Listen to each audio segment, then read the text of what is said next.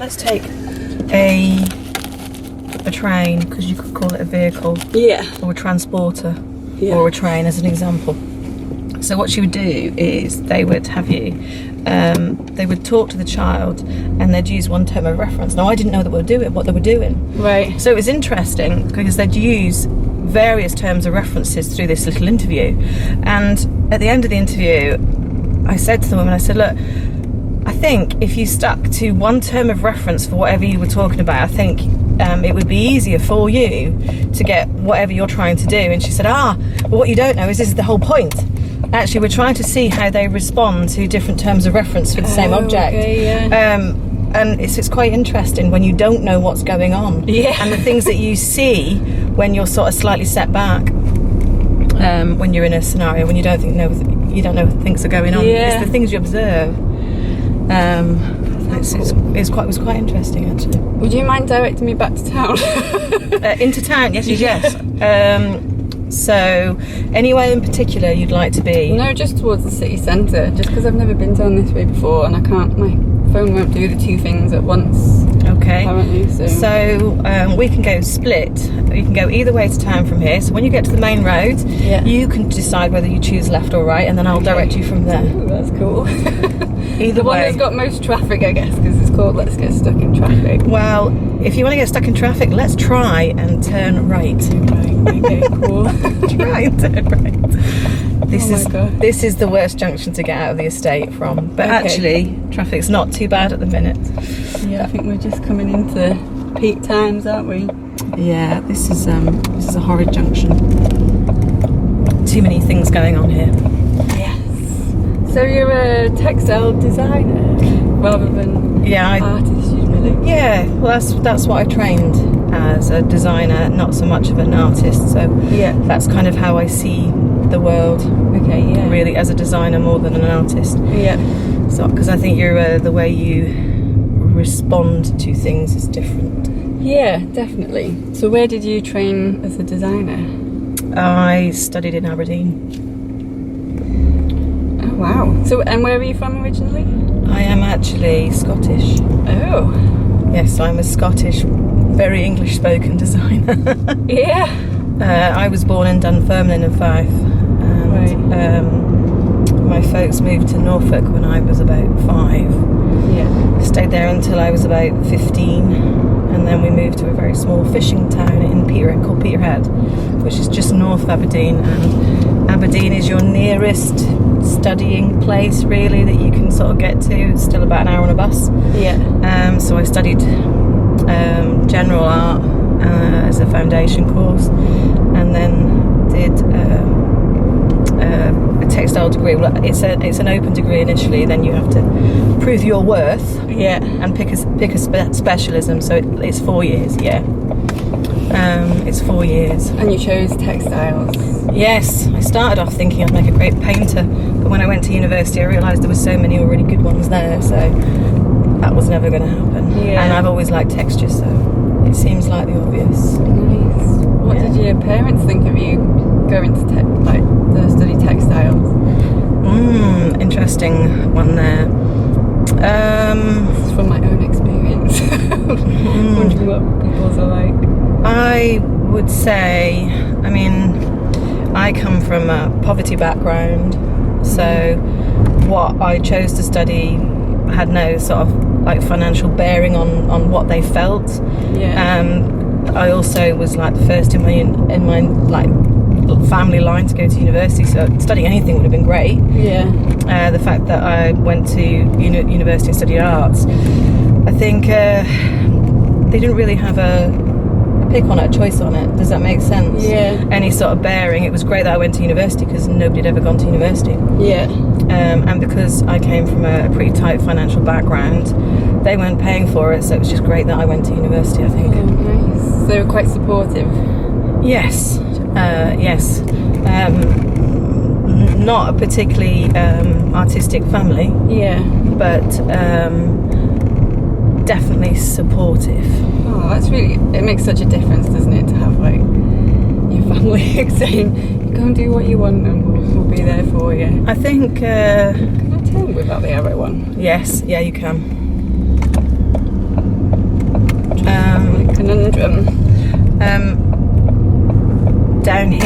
go straight on, which will take you right into the centre of town, Okay. or you can sort of skirt around town that way if you go. I'm dyslexic, by the way, struggle with my left and right, so I keep using Good my that you're hands. pointing. It's a lot. Here's some traffic. Let's get in this. That's going to go right though. Yeah, no, you can go over here. If you want to sit in traffic, I would go right. Let's do that then. Yeah, and then you could do a left and you'll still be sat in traffic probably. That's fine. That can take you all the way around town, constantly sat in traffic. That's good. Yeah, so right, left, and Okay. more or less keep doing a left and you'll be fine. Funny. Yes, so that's really it in a nutshell, to be honest with you. Yeah. So were your friends creative? Like, did they go on and do creative courses as well? Yes. Luckily, the high school that I went to in Peterhead, I had quite because I joined when I was 15 and didn't have a peer group there. I sort of didn't really want to be there either. I sort of mixed with all sorts of people, really, and some good people, some really good people there actually. And quite a number of them went on to study different forms of creative arts. I chose to do a foundation course. Yeah. So the academic year that I left school at, quite a few of them went to art school in front of me, so I was a year behind them. So it was interesting watching quite a few of my school year go ahead of me. Oh yeah. So that was quite nice. But most of the people that I sort of, that you levitate towards, sort of people that are similar interests, don't you, really? Yeah. And most of those that I sat and did six-year art with, I'm still in contact with today. Yeah. They're all in different places. So I have a friend in London who's an arts director for one of the music companies. So do you remember when they used to design CD covers? So that's where he started. He was a year ahead of me at school. Lovely gentleman. Yeah.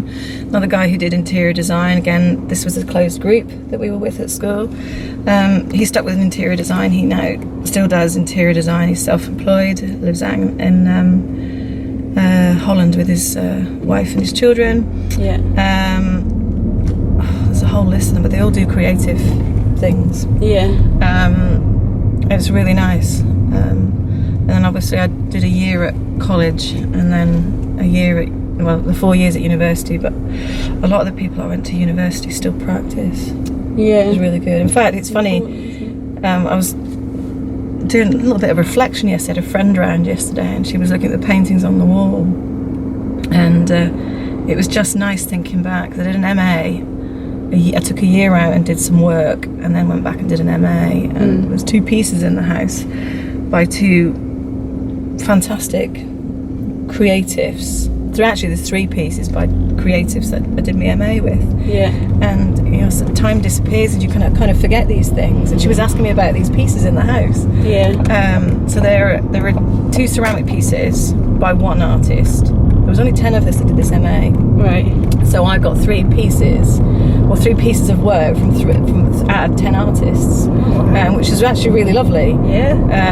So I got some sort of experimental glazed 2 sort of vessels, a painting that was given to me as a tray because I made her a handbag to go to a wedding, and she painted something specially for me. Yeah. And then one was a painting that was gifted to me because I got married straight after my MA. Yeah. So that was done. That's called something like the lady about to get married or something. It's called. Sweet. So I have these 3 pieces in the house, and so life just passes you by, and you forget about these things that are around you, don't you? Yeah. And actually, they're quite poignant in your life. Yeah. It's really quite nice. So it's nice to have somebody ask about them because you kind of forget about them. Yeah. Forget, don't You've got a you? little art collection on the go then. Well, I don't know. I mean, it's interesting because the lady that came round yesterday, she has been a friend for quite a few years. She's actually a doctor who trained as a fine art printmaker. Yeah. And she has an amazing eye, and she has a massive collection of art, but mostly in sort of felt and ceramics. so I'm not alone. That's cool. What made you go and why did you take a year out and then go and do an MA? Wow, now see, that's an interesting one.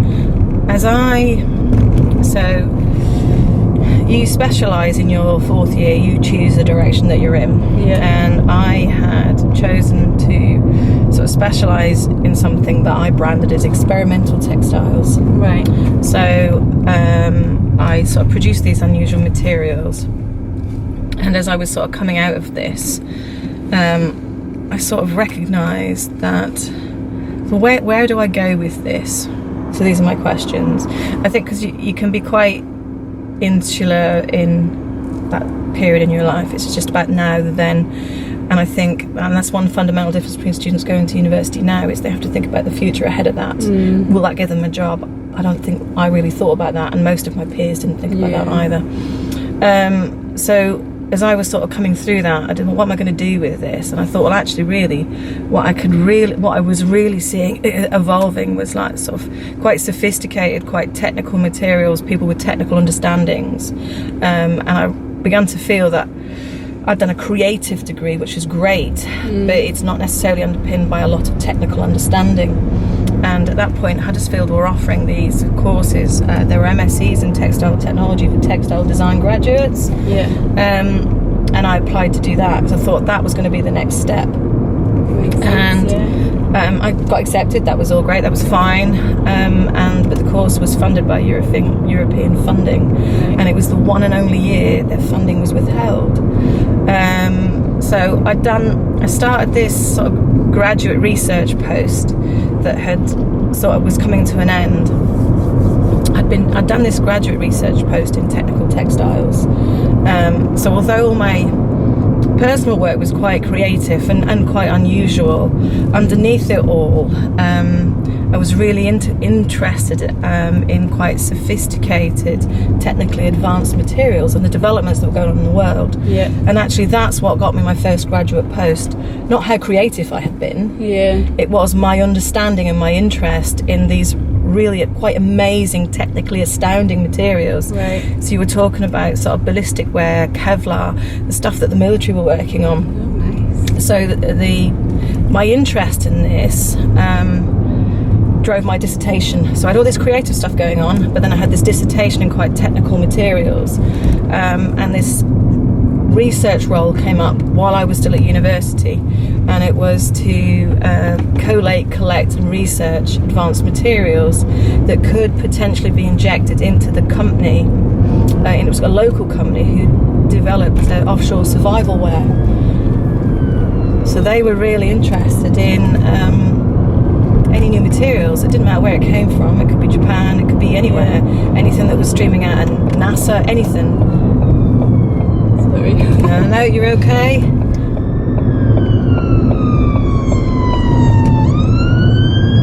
Oh, it always makes me feel really emotional when ambulances go I know, past. it's hard, isn't it? Because you think you've no idea what's going on in it. No. I know. So, as an undergrad, I was doing all this creative stuff, but I was really interested in way more technical things. Yeah. So I could see all these technical things, and I could really see the value in them. So I love creativity, but there was a definite bridge between the two. Yeah. And I sort of started to see actually having a real understanding of technical elements of textiles could definitely be the future. Yeah. So I did all these kind of creative and experimental things, but I did my dissertation in something very, very different. Right. And then I applied for this research role. They gave me that job, so I was one of the few undergrads to actually have a job to go to when I left. It was great. It was a fantastic feeling. So I worked for this company for about 8 months, speaking to people all over the world to see what they were researching and developing. It was amazing. Exciting, yeah. It was absolutely amazing. And then at the same time I applied to Huddersfield. Yeah. Got accepted to do this MSc, but then the funding's fallen through. What happened to the funding? Why did they move? It collapsed. They take on. I think they took on 12 students every year, and the funding was just withdrawn by the European Council that gives them funding. Right. So I was supposed to start in January. I think I'd finished the research post in something like, I don't know, September, October, November, something like that. There wasn't much between finishing that and then going to Huddersfield. Yeah. But then so in January I'd sort of like almost like got myself to go, and he just says the funding's been pulled. He said, so I've got 12 students who are ready to like move in, and there's no funding. And he was absolutely gutted. Lovely gentleman who managed the MSc. Yeah. And they were like completely bamboozled. Anyway, so I thought, well, it was really in my head that I wanted to study more. Yeah. And I thought, well, where do I go with this? So I actually looked back at the MAs and look at what I was doing. So I was still producing unusual materials. Quite a few opportunities had come up, so I was still producing these. And I thought maybe I could redevelop some new ideas and see where it evolves. So they have an open like MA in art and design. So I decided to join that. So I applied to join that and got accepted. And I think I'd been on it a week. And this gentleman from the head of department, of course, at Huddersfield, phones me and he says, Maria, we've got the funding. I know it's like 6 months late, but would you like to join us next week? And I'm like, I started MA like 2 weeks ago. And I was just like, and it was just, yeah. But you know what? Things work out the way they work out. Yeah. It's just, it was not meant to be. Yeah. It wasn't meant to be. And I guess I'd have taken a different path in the end. Yeah. So that's how I ended up doing that MA, and I just developed more ideas and played with different materials. I'd been playing with how you sort of screen different plastics to different fabrics in different states, how you maybe add different liquid plastics to knitted things, to woven things. So I could see that you could just kind of carry on playing with these ideas. Yeah. So that's what I did. Amazing. So I was using like sort of like polyurethane kind of liquid polyurethane kind of stuff, and then I started switching to silicone during this MA, and that just had different properties. So when it interacted with materials, it just played in a different way. Yeah. So it sounds like you've had a really positive experience without apart from the funding dropping. Oh no, absolutely no. I had a complete and utter joyride. Yeah. No, totally. After that, I mean, when I did the MA, I had not long finished it. Do you need any more directions, by the way? No, I'm all right when I'm in town. Ish.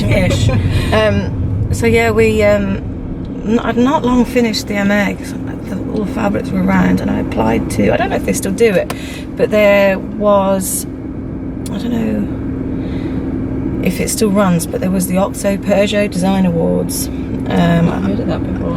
They ran for quite a few years, so you're talking about just as the century turned. That sounds really old, doesn't it? And I know it well. And they had different categories. So you were talking about like exquisite sort of innovative design and craft. Let's put it like that. And so I applied for that using some of the fabrics that I had done during my MA, and I won one of the runners-up categories in the, and that was a big prestigious award. And everybody came down to London, and it was it was fab. There was a big party in London. I remember dyed quail's eggs and all sorts. I was like mad. So my work was in various newspapers. I was the only Scottish person that got that far. Yeah. It was fab. A photographer came up from London.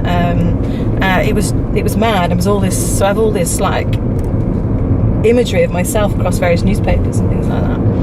But no, because it's all very positive. Yeah. And I look back, and it was like people talk about your 10 minutes of fame. Yeah. Well, I had that for a few years. Yeah. Not that I was looking for that. My earlier pieces ended up as part of an exhibition, a pop-up exhibition in So my earlier fabrics, which were part of bags that I started designing, were in a pop-up gallery in London, and then they ended up being in Vogue. So I have all these little bits of things, and so they all went over a period of like maybe 5 years. And I used to send my work out to a gallery out in New York, so they'd sell some pieces. This is by the time I've been working on fabrics, but then I eventually figure out that I need to make these into something. What do I do with them?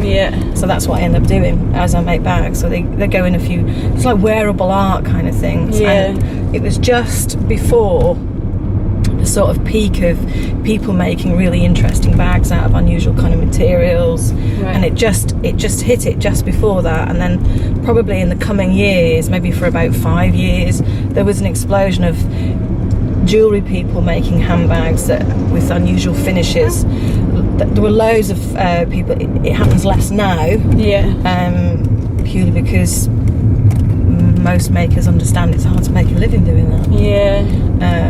You can make a living making interesting bags if you're a Guinness. Got the brand to go with it. Because you've got the brand to go with it, and probably an awful lot of very expensive perfumed water as well. So you just it's how you pitch yourself within that, and being a maker. And you know, even if you outwardly look like you're selling bags at £100 a piece, by the time you realise that actually the pop-up gallery is taking 50% of that, it's not going anywhere, and it never is going to go anywhere. And I think that is why you find less makers. Is that why you went into making bags rather than just creating the fabric designs? No, well I went into making bags because so I just graduated. I was doing this research post, but I'd already arranged to go to New Designers in London with the rest of my, academic year. The design department had all gone, so I went for like a week to New Designers, and while I was there I had all these unusual fabrics on display, and two at the basic element of that, basic bit of that is two things came out of that. So from New Designers I got an agent who looked at my work, and she saw the more commercial stuff as well. So I did a lot of, it was anything to do with altering surfaces. So I played quite a lot with Devore, it's sort of chemical treatments where you can burn out fibres. It was part of that. So she saw that and she said, I'll have those, and can you keep supplying me? So that's what I did. So underneath everything that's gone on, I kept that agent for nearly 20 years. Oh my gosh. And I'd send her initially I'd send her maybe 3 collections a year, and then maybe 1 a year or something as the year sort of dwindled along, whatever I had time in between, whatever else I was doing. But the other thing that came out of that was this lady just said, I think your fabrics, they're fab, but what we're going to do with them? They need a product. And I was like, I haven't even thought of that. On the stand I had these swatches of experimental fabrics. I also tried my hand at kind of dressmaking, and I made this sort of twiggy kind of style little A-frame dress out of one of these fabrics. And I'd made a cushion, but really I had no making skills. That's not what I'd gone to college for, although in hindsight really you need that. So I thought, okay, so what product could I do? What could I make? And I thought, handbags, that'd be easy enough. I'm not kidding you. That was my thought. That'll be easy enough. And actually, I didn't actually have making skills, but I didn't realise I didn't have making skills until I tried to make these bags. I thought, this looks really terrible. Oh my God, they want to photograph this for Vogue. This is really bad. I need to get making skills. I need to know what I'm doing. As it turns out, I met this amazing woman in the midst of all this. Literally, it happened all over weeks. So this lady says, I want a product, and I'm going, I try to make a product, I can't make a product. And I meet this woman who actually, again, she makes heads things, and she makes hats and things like that. She runs a shop in Aberdeen still. Now at that point she was taking a step back and looking at studying psychology. So I met this lady in college, and I said, I need some help with these blinking bags.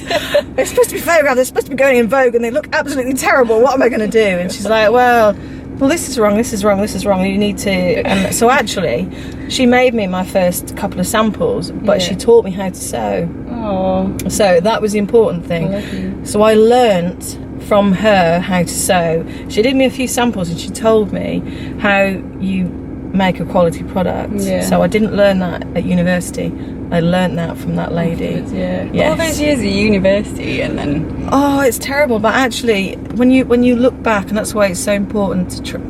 It's not so important. I'd say you need to have an idea of what you think you need to study to get where you're going. To get what you want out of it, And I would say it was a great place to study. It was a fantastic environment. It was really very creative. I'm trying to be good here in what I say because I know I'm being recorded. I would say, looking back, as part of the assessment criteria for your degree was that you had to indicate, what the product would be, what the environment would be. Obviously, it's a design course. It's not a fine art course. And really, that was a bit of an afterthought, to be quite frank. And you were never taught making skills. The demonstration on how to use a sewing machine was pretty pitiful. It was really minimal. So actually, nobody was ever going to get making skills from that course. It was just purely about what the surfaces were. But when you design something, you need to know how things are constructed, and you need to understand, well, is that material appropriate for that object? Loads of other things, but that's two very basic things. So actually, just understanding the surface doesn't always help. You have to have construction knowledge as well. I can turn around and say, oh yeah, I'll put that fabric on a cushion, but it could be completely useless for a cushion. So you need to have that, the two components to it, and I think that's the problem with lots of design things though. I'm just going to reset all the stuff because of the 30 minutes. Yes, go for it. I've brought tea if you want a cup of tea, and there's water as well, and Jaffa cakes. So how is it? I'm the second person you've interviewed. You are, How did you find the first one? I was really nervous. She was really nervous. But then when I told her that I don't know if I said this, but I haven't actually prepped any questions because everyone's so different. No, that's become quite apparent. No, in a good way. No, in a good way. Because it's supposed to be more like a conversation and like seeing what you have to say. Did you want a cup of tea? Yeah, should we have a cup of tea? I'm going for that. Yeah, why not? There's a mug. You can have the mug or the top thing. No, I'm okay. Whatever goes. However it goes. There you go. She says try not to pour all over yourself. I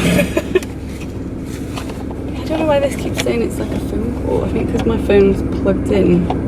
Oh, is this one of those ones that you can pour while it's still screwed in? Yeah. Right, here we go.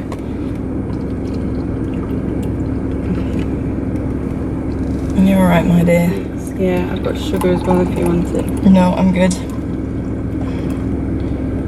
Is that enough? You want a bit more? A bit more? Go on a little bit.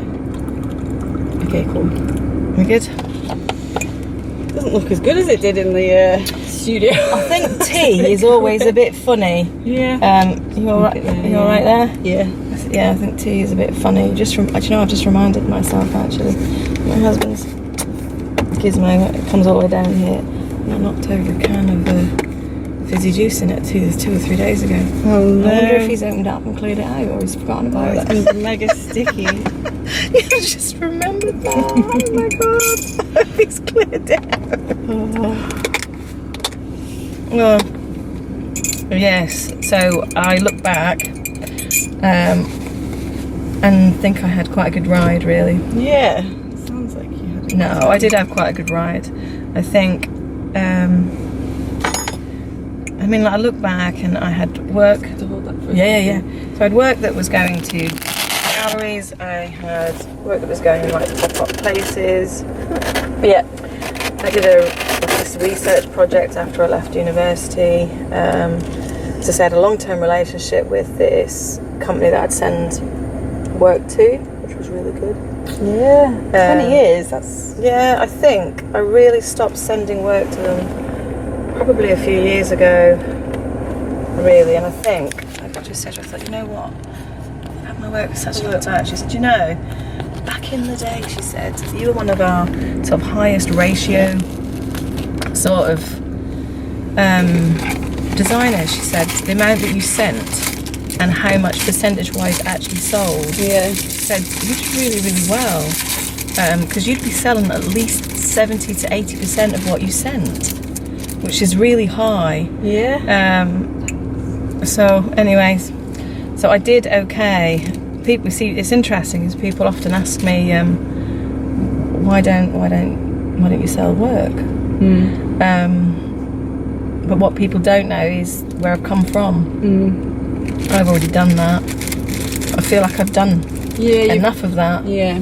And it's not something I really have any drive to do. Yeah, after you've done something for a few years, you need to try something new.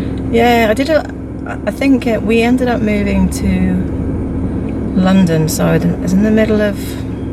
We left Aberdeen a bit. I ended up doing a little bit of teaching after I did this MA, to help somebody out, actually. And I quite liked it. I was completely untrained. So it was quite nice. I was teaching the foundation course that I had done 4 years before. Oh, nice. And it was interesting to do that. But in a month, sort of having done this MA, doing this little bit of teaching, developing these bags, and that I've sent them a few places. They're selling in different places. I thought, I wonder if I could do commercial bag design without any training. So I ended up getting this job in London as a high street fashion bag designer, and it was a really good experience. It's just an environment that's not suited to me. I'm kind of pretty much, you get what you see on the tin. People like that. People aren't like that there. That's really not my cup of tea. Yeah. So I did that maybe for about 8 months or something like that. The people in the environment were quite soul destroying. Even to each other. That was really weird, let alone being a newcomer. But they weren't good with newcomers. Really strange dynamics, but really good experience because it meant that I could draw like designs for things. So that was a really good experience. I really quite enjoyed that, and sort of took a step back from that, and we moved up here, so I was selling work to an agent, still doing that at the agent's work. And then my husband was they were shutting their offices down in Barnet. I started doing a little bit of teaching when I was in London, and I thought, where are we going to go? He says, well, you have to go to Warrington or you have to go to Hamilton. I was like, I'm not going to Hamilton. I have no idea what Hamilton's like.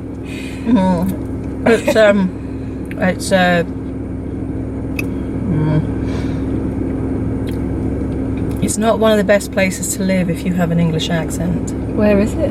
It's on the outskirts of Glasgow. Right, okay. That's how I would see it, and that was certainly the experience of my mother-in-law. Not that I have ever experienced any racism at all. Obviously, moving from Scotland to England, I didn't really experience that, and I didn't particularly experience as a teenager moving back to a very small Scottish town. Yeah. But I did not get a good feeling at the idea of moving to Hamilton because of the bits of things I'd heard. I said, we'll just have to go to Warrington, wherever that is. So that's what we do. So that's how we ended up here. Yeah. And you've got kids, right? Yep. So I moved to Warrington, and a friend of mine who lives in Manchester at the time, she said, Marie, you were enjoying the teaching? She said, because I think I may have seen a really good job for you in the Manchester Evening News. I said, well, go and send me the ad over. So she sent me it in a letter. Do you remember those things? Yeah. Actually in a letter. Still write them. She cut out the clipping and sent it to me. Oh, that's so sweet. And there was this job at in Blackburn. They want a sort of a course leader for the level 1 in the HND in textile design. I thought, well, I don't really know if I've got enough experience for that. I'd done a little bit of teaching in London. I did a teensy bit in Aberdeen, but I had no qualifications. But I really did quite like it. So I'm still sending work off to the agents. I'm still doing bits of things. Haven't made any bags in a while. Applied for this job in Blackburn and got this job in Blackburn. So I did that for nearly 5 years. Fell pregnant, tried to do it for a bit longer.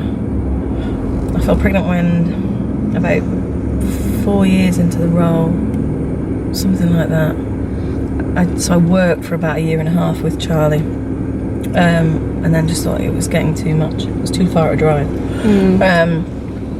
So I decided, I sort of begged my boss to see if she'd let me do 1 day a week. Remember, you can't manage a course on 1 day a week. Don't be daft. I thought, yeah, I really like this job. It's really good. Right, no, I need to just let it go. So I let it go because it was a permanent contract, teaching every area that I really like. Yeah. So I taught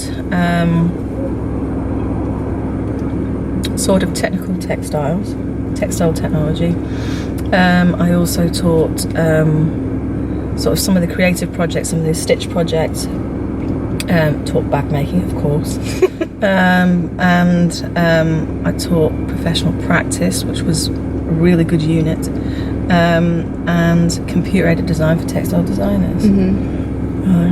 And I really enjoyed that. So, and it was a permanent contract. It was a permanent contract. It must have been quite scary letting it go then. It was actually. It was quite scary letting it go. I thought, I have to let this go. So I let that go, quite sadly. Oh. Quite sadly let that go, but it was the right thing to do at the time. So since then, between that and really sort of Charlie starting school, I did a couple of little commission pieces, little bits and bobs. But really it's quite difficult to do that with small kids. Unless you used to really focus on it, and I don't really have the space at home. So I did bits of things over the years, little sort of personal commissions for people, and that's as far as I took it. And then, of course, when Charlie starts school and people find out that you've got a creative background, oh God, you don't work. Bloody hell. Can you do this for me? Can you do that? Yeah, so I ended up teaching Year 5's felt making, doing sort of quirky like drawing workshops with Year 6's. I think for about 3 years, if I wasn't with Charlie, the school hours were pretty much filled with doing work for free for various schools. I ran a whole arts week for Charlie's primary school. Oh, it was just bonkers. And then you get to a stage where you think people just keep taking the mickey, but schools are under-resourced and they've got no money. But I kind of got to a stage where I thought, I have to stop doing this. And I started putting my foot down and saying, I'm not taking any jobs on that aren't in some way paid, because, you know, at the end of the day, it just devalues everybody. Yeah. So I did that until Amber was around. No, I'm good, thank you. So I did. It's not quite the weather for it, is it? Unpaid arts work, I think, in schools for probably the best part of about 6 years. I said 4 to 6 years, I think. And then, no, it's not good. Some water there if you want water as well. I'm good, thank you. And then, as the kids get older, I started doing a few more commissions. Yeah. And then, so did having kids ever, like, I presume it kind of slows what you're doing down a bit? I think it's a choice that you make. Yeah.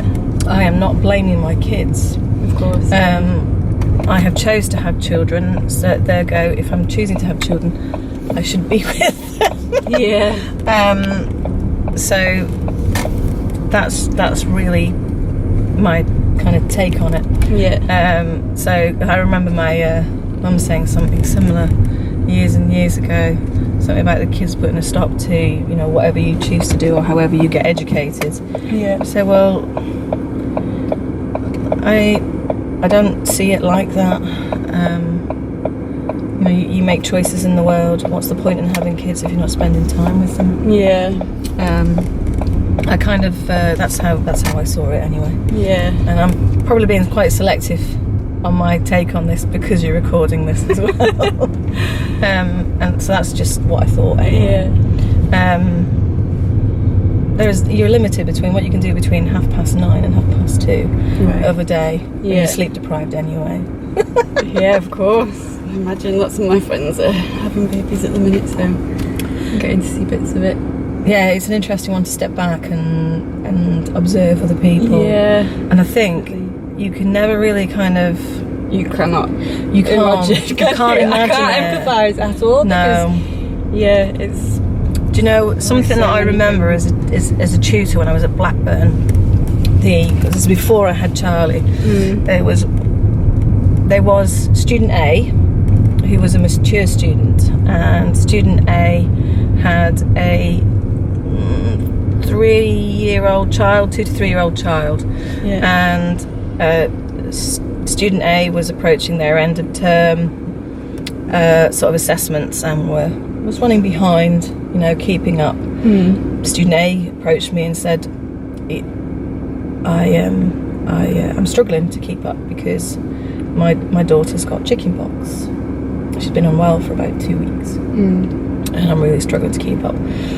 She didn't say any more than that, but that means she is sleep deprived and worn out, and she's trying to manage her coursework, and she asked me for an extension, and I just said, you just have to keep up with everybody else. And I look back and go, oh my God, I had no clue what the impact on a child having chickenpox might be on your life. Yeah. And actually it's quite severe. I mean, before we had kids, I watched my friends' children, their daughter had chickenpox, and this little girl was so uncomfortable as a baby. I think she was about 8 months old then. She was trying to scratch and claw at her whole entire body. How does that work over like the period of a couple of weeks? Yeah. If you're trying to study, or you know, because a creative course is never, you know, it's not 9 till 4, is it? No. You're taking it home. You're trying to do bits probably when your kids are in bed. Yeah. And that just obviously wasn't going to happen. And I said no. And I now know from having kids, it just doesn't work like that. You can't keep up. But then that's like, just to make you feel a bit better, if she was going for a job in the real world, and if she couldn't deliver it, then they might go with someone else, you know. So yes, no, I understand where you're coming from. Yeah, there. I know still what you felt mean. heartless. I know. Looking back, look back. Oh my God, I bless. can't believe I did that. If I had Charlie by then, I'd be like, yeah, take an extra 2 weeks, love. Check in with me in a couple of weeks and we'll see where we're at. That's what I probably would have done. Yeah. But yeah, I just didn't get it at all. Oh. Yeah, it's not good. Never mind. So shall I tell you what I'm kind of Yeah, would you like to tell me what you're doing? So I've got a show in October. So to think of some ideas earlier on in the year, I spent some time in the gallery and in the archive, Warrington Museum Archive. And the main, the large art gallery as they call it, I noticed that every single piece of artwork in there was made by a male, except for one contemporary piece, which is by Grayson Perry, who does like to dress like a lady, but he's still male. And in the at the end of the room, kind of like under the stairwell, for the past year has been like a temporary exhibition of 21 astounding women who've got these kind of like connections to Warrington. Yes, there is, isn't there? Yeah, they've just taken it down now, which is a shame because it would have been nice to have it up for the show. So this massive room was dedicated to this handful of male artists, and this tiny under the stairs exhibition was dedicated to these 21 women. So I wanted to kind of like highlight that and find out more about if there are any barriers that women these days are still kind of facing within their practice, or have faced throughout their kind of career path, and whether there's been kind of like people that have influenced your decisions or kind of put barriers in the way. That's really interesting. And I think that's a good one for you to do the interview first and then pose that. I think that's a really good way around doing it. I would personally say no. I don't ever feel like there's been anybody that stuck any barriers up. I think barriers get stuck up by people themselves. It's kind of how I see it. That might be a little bit, I don't know, maybe there's a word for that. You know, people build their own opportunities. That's kind of how I see life. Yeah. That might sound like I'm talking with a silver spoon stuck somewhere. It's been really evident through what you've said, because as soon as something's, you've not been able to go down one route, you've just found another way of doing something. So I think you have to, because otherwise what happens is you go into some sort of psychological meltdown. Yeah. So if you've spent like 10 years visualising yourself as a vet, and for some reason you get into vet school and you go, oh my god, I can't, this is sad, I'm spending most of my time putting animals down. You have to reevaluate. You can't shut down. You have to look, well, where do I move from this? Yeah. And I actually think I think as a sort of a psychological response to the modern day, I think it's a growing response as well, that people have breakdowns and don't move forward. That's my experience anyway, teaching the people that I do. I find that there is definitely a growing, I'm trying to be careful how I say this. There's definitely lots of sort of young people out there who've certainly put a lot of stake in something. They've really committed to something, and I think part of that is the fact that if you're going to go to university, you've got to know what you're studying, because you've got to pay for it. And I think there's a big change in how we went to school. And how we went into further education, higher education. It wasn't always about thinking about the end result. Now you're forced to think about the end result when you're much younger. Yeah. And I think part of that is you end up visualising yourself in a certain role at a very young age, with no necessarily thoughts on, well, what am I going to do if that doesn't work out? Yeah. And if you've psychologically invested in this vision of yourself, but there aren't any back doors. Yeah. I can see why people kind of break down. Yeah. And it happens a lot. I'm obviously not that kind of person. Yeah. I don't know how we stop that from happening to people. No. Does that make sense? Yeah, totally. I just don't know how many people it happens to. We're heading back to yours, so do we need to be in the... Yeah, you can go that way. If you get stuck getting around the roundabout, you can always go up to the next roundabout and take a right at the next roundabout. But if you can wing it... I've got like this dodgy neck at the minute, so I'm walking around the right. It's alright, don't worry. No, as long as you're okay, that's just like a stiff board trying to look out the window. But yeah, I don't feel like anybody's put any barriers in. I mean, if anybody wants to pick holes in what I've just said in the last sort of half an hour, you can go either way from here, by the way. Oh yeah, okay. You might turn around and say, well, do you not feel like having children has put barriers in? And I would say no, that I chose to have children. Yeah. Yeah. So how are they a barrier? Because I chose to have kids. Yeah. And I think you can't do everything well. Yeah. You have to pick and choose. At some point you have to make a choice. Yeah. I think it's great if you can pin down working a full-time job and underpinning 2 kids. Yeah. If you can do that efficiently well without cracking up, good on you. I don't think I could. Yeah. So you have to pick it, really. I suppose it's going back to what you were asking before. We're going right here. Mm-hmm. Yeah. How do we kind of like stop it from happening? Maybe it's about getting them to think from a younger age, all the things. Yeah. So as part of the show, I'm hoping to work with some local Girl Guide groups and just find out what it is that they enjoy in life and how they might take that forward before they start getting too tied influenced in by influenced by their kind of like parents' decisions and their teachers' decisions about what it is they're good at. Yeah.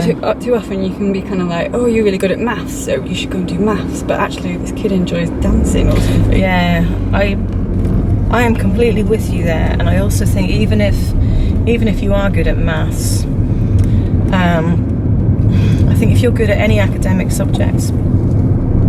By the way, my studio's down this road, just so you know. So we're down there in an old school. Just so you know if you're passing. Yeah, Fairfield Old School. Okay, yeah. Roger's there as well, isn't he? I do believe he does frequent there for certain personal interests. I understand that he's part of a music group as a guest. But hop in. I'm on Museum Street where we were parked up. So yes. But yeah, I think, sorry, I've lost my train of thought. I've actually done quite well today, because usually if I stop, I'm never going to get back on where I was talking about. So I'm obviously getting more sleep now. I must be, before that's managed to take place. Anyway, I forgot what I was waffling about. Do you want to pick a subject? We were talking about pick a subject. You pick any subject. Anything you like. We were talking. I was telling you how I was working with Girl Guide groups, and so a kid might be good at maths, but then prefer to dance, or as just an example. I think that most people who do, you couldn't say this, but I think this is good for most people who are academic, delving into a bit of creativity or a bit of something that disengages your mind from a sense of time and the now is really very, very beneficial. And I think more sort of academic people would probably benefit from that than, does that make sense? Yeah, totally. It's like a balanced diet, isn't it? Having a little bit of everything. I think so. Even if you want to study physics and maths, let's say, I think, picking up a GCSE in art isn't necessarily, if you're at school. I think that's a good thing. I think there's a growing change again, because parents are probably going to feel like they're contributing to kids financially for their education, or they're worried about their kids having a big bill when they leave. Lots of kids I know are getting advised not to take creative subjects, regardless of how good they feel they are at it, or regardless of how actually good they are at it, because they feel like if they're good at that anyway, they can fall back on that. So I'm hearing this from quite a lot of parents, which is worrying. It's such a shame. It is a shame. I mean, if it's highly unlikely that my son's going to turn around and say, I want to study sculpture or something like that. But if he did pose that to me, what would I say? I'd say, go for it. I think you'd have to, because I wasn't stopped from doing that. Granted, my parents didn't pay for it. I was the last academic year that got student grants as well as fees covered, so but I still wouldn't stop him from doing it. So it's the teachers then that are advising the parents not to take. No, I don't think it's the teachers. I think it's the parents saying, right, if we've got 40 grand's worth of debt potentially here, you need to know exactly what you're studying. We'd rather you didn't study painting, because we don't think you're going to make a great painter. Well, they might not say that, but they're going to say chances of you becoming the next, Andy Goldsworth is probably pretty limited. And actually, in truth, they're probably correct. Statistically speaking, you can probably make a career in the NHS, in law, in any one of those, over being in any form of fine art. I mean, granted, you could probably look statistically down like creative subjects. You could probably make a good career as like a contract musician. You could probably make a good career in some form of graphics, potentially ceramics, jewellery making. But the further down the list of creative subjects you get, and the more fine art you get. And that is, I'm not in any way being critical of that. I think, I'm sure somebody could pull out the statistics somewhere. But you can do it. It's just hard. It's hard. And a longer slog, I think. It's a longer slog, and you'll be broke for a lot longer, so it depends. And I think a lot of parents are saying, well, look, if you're good at that anyway, why don't you just do that because you're particularly good at maths or physics, and do a degree in, I don't know, structural engineering. But you can always do a little bit of drawing in the back, 'cause, that's a hobby, and that's kind of what I'm hearing. So I don't know. I mean, it's had a massive impact. Debbie, who's in Fairfield next to me, she was explaining to me when I moved in at Christmas that if you want to go and study like 3D design or ceramics, because people are not picking to do creative subjects at university level, the ceramics departments are shutting down across faculties, and this surely is an impact on the fact that people have to pay for their own fees, and parents are going, well look, I'd rather you train as a lawyer than a painter, if we're going to have to pay for it, and it is as simple as that. So let's probably just presume that we're just going to have a lot more crazy kind of like manic people, because they're all sat behind desks not being creative in any way whatsoever, when that's really what they want to do. Well, there's going to be an outburst of them in like 40 years where all of a sudden they all just drop out of these they're all going to high paid jobs. There'll be no bankers, there'll be no solicitors, they're just all going to completely drop out. No politicians. Hey, that could be an interesting one. All these politicians that want to be artists or something like that. That's a great project idea. That's a good one.